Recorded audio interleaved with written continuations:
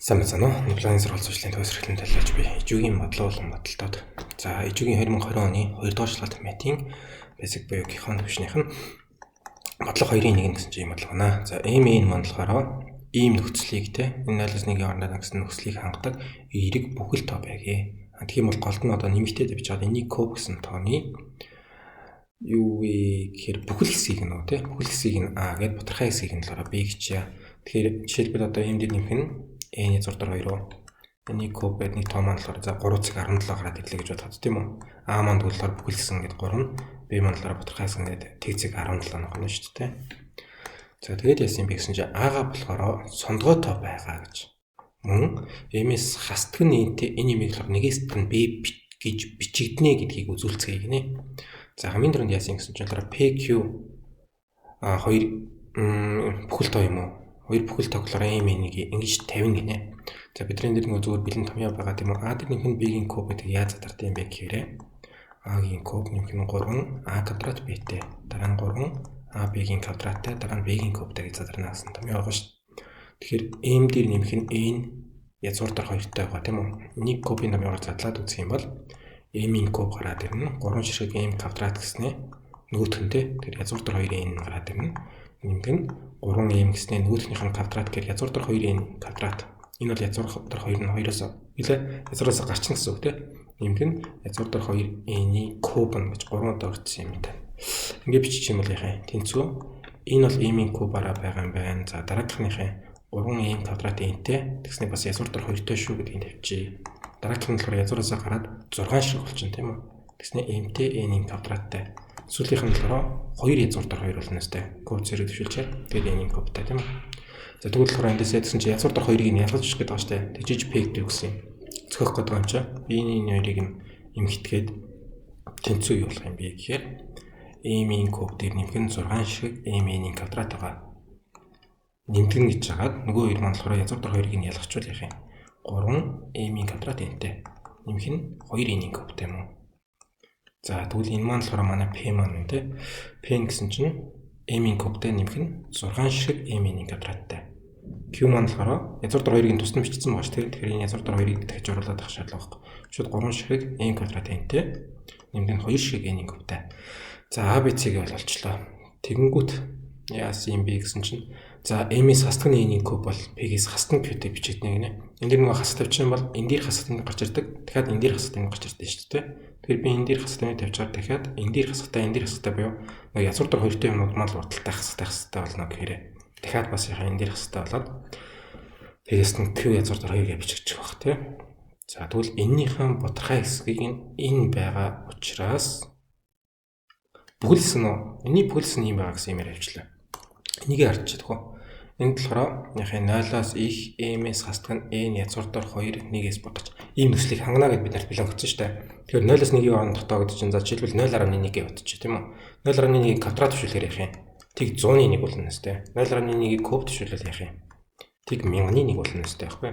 Хэрвээ 1-ээс их тоо байсан бол тийм жишээлбэл 2 ч байх юм уу? 2 их юм бол квадрат төвшүүлэхээр шууд 4 болоод дахиад куб төвшүүлэхээр 8 болоод өсөд яваад шүү дээ. Харин 0-аас 1-ийн хооронд тоо бол зэрэг төвшүүлэхээр буураад явдаа шүү дээ. 0 руугаа төхөөд явна гэсэн. Тэгэхээр нэр m-ээс гэдэг нь язгуур дээр 2. Энэ угаасаа 1-ээс бага юм бол тийм куб зэрэг төвшүүлэхээр 1-ээс бүр л багтаа болно гэсэн. 0-аас 1-ийн хооронд тоо хэвээрээ байгаа тийм үү? Тэгэхээр энэнийг одоо би тэнцүү хийх юм бэ гэж мэдэхгүй л дээ. Гэтэ энэ чинь яхаа тэг зэрэг 17 ч юм уу нэг тоо байлаа гэхэд миний бүхэл хэсэг нь тэгвэл 0 байгаа байхгүй юу? Энэ ерөөс тэр чигээрээ тодорхой хэсэг. Тэр чигээрээ тодорхой тоо хааж тарах гэдэг шүү дээ. 0-аас 1-ийн хооронд гэдгийг нь ашиглаад энэ дээр 0-аас 1 гэдэг гэж өгсөн юм чинь куб төвшүүлэхээр бас л 0-аас 1-ийн хооронд тоо байгаа. Тэгэхээр бүхэл хэсэг нь бол тэг байна гэж хэлэх гэдэг шиг байна тийм үү? За тэгвэл энэ дээр яхаа энэ тооны маань бүхэл хэсэг нь тэг байгаа учраас тодорхой хэсгийг C гэдэг өгчих гинэ. Тэгвэл энэ чинь тэгвэл шууд C гэдэг тэнцүү болох. M-ээс түүний язгуур дээр 2-ийн куб бол шууд C гэдэг тэнцүү болно. Түүнээс ш нөгөө нэг би болохоор зааж байгаа. Энэ шүү дээ. Энд дээр нөхөн N-ийн язгуур дээр 2-тай энэний кубыг болохоор би A дээр нөхөн B гэдэг. Бүхэл тоон дээр нөхөн тодорхой тоо гэж байгаа шүү дээ тийм үү? Тэгээд энэ дээр болохоор шууд тодорхой тоо C гэж байгаа юм шүү дээ. Бүхэл хэсэг тэгвэлцсэн юм чинь тийм. За тэгэх юм бол дараах 2 төсөл биелнэ гэсэн байна. Энэ дээр болохоор манай нөгөө M дээр нэмэх нь N язгуур дээр 2-ийн куб зэрэг байгаа. Энийг куб зэрэг төвшүүлснээр бид нар бүхэл хэсгийг юу лээ? Язгуур дээр 2-той хэсгийг нь Q гэж тавиад язгуур дээр 2-гүй хэсгийг нь P гэж тавьсан. Тэгээ энийг болохоор дахиад А дээр нөхөн Б. Энэ болохоор бүхэлдсэн тодорхойсон гэж тавьсан байгаа шүү тийм үү. Энд одоо хасгатайгаа тавихаар энэ тооны маань яг бүхэлдсэн угаасаа 0 болно гэсэн юм чинь тодорхой хэсгийн тгүүл цайт ингэ тавьчихъя. За энэ тэгшэл биелэх юм чинь дараагийнх нь биелнэ гэдэг нь юу вэ? За би зүгээр энэ хоёрын хооронд нэмчихэл таахгүй юу? Тэ энэ нэг юм дээр энэ нэг юм зүгээр нэмчихье. Тэгэхээр яах юм? Энд болохоор 2p болно тийм үү? Тэгээд энэ нэмэх хязгаар дээр 2-тай хасах хязгаар дээр 2-тай явж байгаа устж шүү дээ. Тэгэхээр 2p тэнцүү нөгөө талд нь болохоор a дээр нэмэх нь b нэмэх нь c болчихно. Энэ a-г нөгөө тийш гаргаа хассан юм шиг байна тийм үү? Тэгжиж 2p-гээс хасдаг нь a тэнцүү b дээр нэмэх нь c гэж үчигдэнэ. Тэгэхээр e бол 2-ын тоо юм байна. За хариунуудаа шалгаад явахаар ядлаа. a маань 6b c гэчээд d гэчээд дараа нь e шүү дээ. За тэгвэл e 2 юм байна. За тэгээд эндээс юу юм? Тэгштгэлийн маань энэ болохоор зүүн тал нь тий. Зүүн талд нь бүхэл тоо байгаа учраас баруун талынх нь авах утга нь энэс энэний хооронд байх хэрэгтэй гэнэ. За b болон c маань аль хэдийн нөгөө батархай тоонууд байгаа тийм үү? A нь бүхэл хэсгийг нэмэлээ, b нь болохоор батархай хэсгийг нэмэлээ гэсэн байсан. Энэ c бол угаасаа батархай хэсгийг нэмэлсэн. Энэ дээр ямар ч бүхэл хэсэг байхгүй гэдэг нь тэг гэдгийг нь олцсон байгаа тийм үү? Тэр b c бол батархай тоонуудаа гэхээр одоо b бол яг 0-оос 1-ийн хооронд тий. 0.1 гэсэн тийм таах гэдэг байхгүй юу? C маань ч гэсэн бас яг энэс энэний хооронд таах. Би одоо энэ хоёрыг хооронд нь нэмчихвэл яг 0-оос b дээр нэмэх c маань ерөөсөө 2-оос багтаа байж таарах тий. Хоёулаа яг 0.9 байлаач гэсэн нэмээд 1.8 гэдэг 2 бол яасан ч хүрэхгүй таа гэсэн үг шүү дээ тийм үү? Тэгэхээр энэ дээр f-ийг 0, g-ийг 2 гэж тавьчих. A B C D E F G H. За тэгвэл b дээр нэмэх c нь ийм болно гэдэг. Одоо энэ дээр болохоор манай p маань угаасаа бүхэл тоо байгаа тий. P маань юу лээ нөгөө m-ийн куб дээр нэмэх нь p маань байна. Энд дээр 6 тийм үү? 6m 6m-ийн квадрат. m-ийн маань угаасаа бүхэл тоонууд байж байгаа. Энэ m-ийн квадрат төвшүүлээ үржлээ нэмлээгээд яхин бүхэл тоо 2 яаж байна. Энэ p бол бүхэл тоо байгаа. a маань бас бүхэл тоо байгаа. Нөгөө талд нь бол b дээр нэмэх c гэсэн юм чинь энэ ч гэсэн бүхэл тоо байх хэрэгтэй байхгүй юу? Тэ? Энийг энийг юмтай тэнцүүлж энэ бүхэл тоо юм бол нөгөө тэнцэн бүхэл тоо байж тараа шүү дээ тийм үү? Тэгэнгүүт b дээр нэмэх c маань 0-оос 2-ийн хооронд тэгснээ бүхэл тоо юм байна гэх. Тэгвэл ерөөсөө 1 юм байна л шүү дээ. 0-оос эрс их 2-оос эрс бага юм чинь 0 байж чадахгүй 2 байж чадахгүй ерөөс тэгвэл заавал нэгтэй тэнцэх хэрэгтэй. B дээр нэмэх c маань 1 юм байна. A-ш маань тэгвэл 1 юм байна. Тэгээд A маань болохоор ингэж чигнэ гэдэг. Би сая юу өвчсөн баг шүү дээ. 2p тэнцүү A дээр нэмэх нь b нэмэх нь c болгоцсон баг шүү дээ. Тэгвэл одоо b дээр нэмэх нь c маань энэ маань өөрөө 1 юм байна гэх юм бол энэ одоо A дээр нэмэх нь 1 боллоо. A маань тэгвэл ерөөсөө 2p-гээс хасах 1 гэж чигдэг.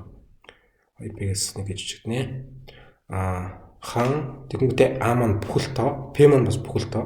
Энэ бүхэл тоогийнхаа хоёроор үчлээ гэж чинь тэгш тоо гараад ирж. Тэгш тооноос нэгийг хасчих юм бол тэгвэл сондгой тоо болно. За A сондгой тоо юм байна. Нэмээд MS тань эний гэд эн чинь болохоор нэг манай энэ хэсэг явж байгаа шүү дээ.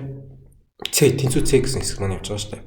Энэ болохоор энэ тэнцүү C байсан. Тэгсэн чинь би энэ дээрийнхэн B дээр нэмэх C тэнцүү нэгийг гаргачих юм бол B-ийг нөгөө тийш гаргаад C гэдэг бол ерөөсөө нэгээс нь B болчихсон юм чинь энэ биелнэ гэж гараад ирлээ. За дараа нь яасан бэ гэсэн чинь А-гийн тэгвэл 197 гэж. Энэ үед M болон N-ийг олё. Тэгэхээр бид нарт юу болоо? 2p тэнцүү A дээр нэмэх B нэмэх C байгаа тийм үү?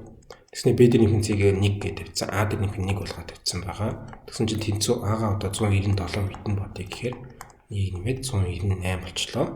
2p тэнцүү 198 гэдэг чинь p бол өөрөө 2-т нь байгаа гэх юм. 99 гэсэн үг. IJ бол 99 байх юм байна. Өөрөөр хэлбэл ийм гинэ. Бид нөгөө эхнийх дээр m-ийн куб дээр нэмэх нь юу лээ? 6m-ийн квадрат тэнцүү p гэдээ олцсон байгаа шүү дээ тийм үү? Одоо p маань болохоор энэ тохиолдолд 99 юм байна гэх юм бол m-ийн куб нэмэх нь 6m-ийн квадрат гэдэг бол 99 юм байна гэж гарч ирнэ гэсэн үг. Би эндээс m-ийг хаалнаас гаргачих юм бол m дараа нь m квадрат дээр нэмэх нь 6m квадрат тийм үү? Тэнцүү 99 байх хэрэгтэй. Тэгээд одоо энийг болохоор шууд үржүүр задлалсан юм чинь шалгаа явчих болно л та. 99 гэдэг чинь яах юм одоо нэгийг үржигдэх нь 99 гэж үчигдэж болно. Тэгэхээр m-ийн 1 энэ нөгөө хаалтан доторх юм 99 гэж болох юм байна тийм үү? За эсвэл яах юм 3-ыг үржигдэх нь 33 гэж үчиж болох юм. 9-ийг үржигдэх нь 11 гэж үчиж болох юм. Эсвэл яа тийм 11-ийг үржигдэх нь 9 гэж үчиж болох юм. Гэх мэтчлэн тийм янз бүрээр ингэж тавьж байгаа л за одоо m-ийг нэгтэй тэнцүүлж.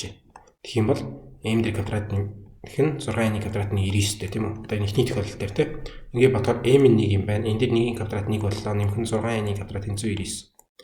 Нэг нүүд чинь гаргаад хасгаар болохоор n квадрат гэдэг бол 98-ыг хуваах нь 6 боллоо гэхээр бүхэл үчид тавьчлаа тийм. Энд жоо багтахгүй шүү дээ. За тэгвэл энэ бол биш юм байна. За дараагийн гэж явж байгаа шалгасаар анхаарчихвал энэ тохиолдолд болохоор энэний шийдэл болох шиг үлээ. Ийм тэнцүү 3 явагдчихжээ. Тэгэх юм бол ийм квадратын нэмэх нь 6n-ийн квадрат тэнцүү 33 байх хэрэгтэй тийм үү? Тэгэхээр ийм квадрат маань 9 болчихно. Нэмэх нь 6n-ийн квадрат тэнцүү 33. Эсийг нөгөөд шин гаргаа хаслаа. 6n-ийн квадрат тэнцүү 24. Тэ 33-аас 24. Хоёртлыг нь 6 дугаалаа n квадрат тэнцүү 4, n тэнцүү 2. Тэгэхээр n тэнцүү 3 болон n тэнцүү 2 гэсэн бол нэг шийдэл байгаа юм байна. Бусд нь болохоор шийдлэхгүй гэдгийг дахиж тавьж шалгаж байгаа л энэ дээр нөө бүхэл явж чадгаа бэлчлээ гэдэг шиг юм. Энэ шийдэл биш гэж явчихвал m-ийн маань угаасаа анх өгтөө тэгээ энэ нөхцөлийг хангах эерэг бүхэл тоо гэдэг юм байгаа юм чинь 1.7 гэдэг тийм хариу байж болохгүй шүү дээ. За бүхэл тоо хариу байх хэрэгтэй юм чинь. Зааш нэр гарч ирсэн үгнүүд гэх юм уу? Ер нь гарч ирсэн үгнүүд гэх юм уу? За эерэг бүхэл тоо байсан юм байна. Бүхэл хэсэг бутархай хэсэг гэсэн ийм үгнүүд гарч ирсэн юм байна. Энэ ер нь нэх гарч ирээд байдаг үгнүүдтэй. За сонгоо тоо байсан юм байна. Ийм юмыг батлаж үзүүлээ. Энэ нь бас энэ биелнэ гэдэг тэнцтэй төвчийн баруун тал, зүүн тал. Анх утга нь юм байна. Тэгээд 0-2-ийн хооронд байх юм бол энэ утгыг нь олё. Энэ нөхцөлийг хангана гэх мэтчлээ. Тэ энэ бүхэл хэсэг бутархай хэсэг болохоор шинээр гарч ирсэн байж магадгүй. Бусд нь болохоор өмнөх болгонууд дээр ер нь гарч иржсэн л үгнүүд байгаа. За нэг лайн байлаа. Баярлалаа баяртай. Дараа дахин уулзъя.